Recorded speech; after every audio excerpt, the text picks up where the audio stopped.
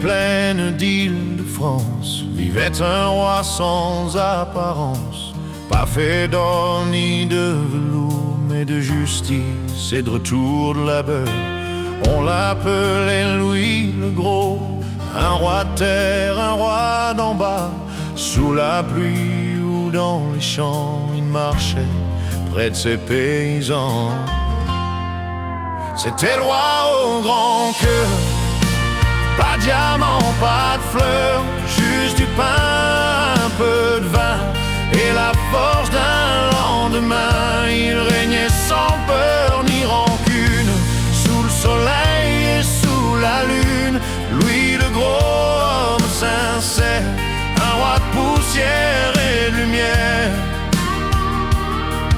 Quand les seigneurs levaient leurs armes, ils se mettaient debout sans vacarme, pas pour le trône ou la grandeur, mais pour la paix, pour l'honneur. Il protégeait les pauvres gens, fermiers, artisans et mendiants. Sa cour sentait la soupe et le feu, pas le parfum, la soie des dieux.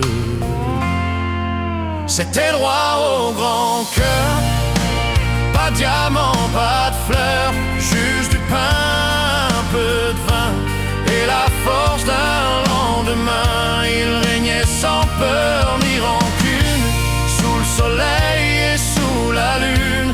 Louis le Gros, homme sincère, un roi de poussière et de lumière.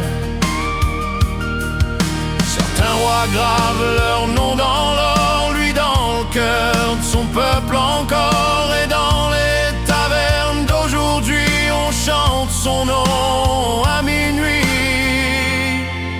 C'était le roi au grand cœur, sans royaume de grandeur, mais dans les âmes et dans les voix vit encore l'esprit de son choix. Louis le Gros, fort et sincère,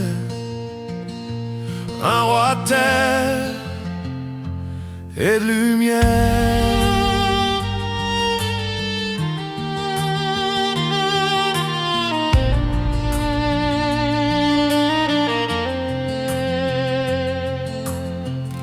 Il ne portait pas le monde sur ses épaules,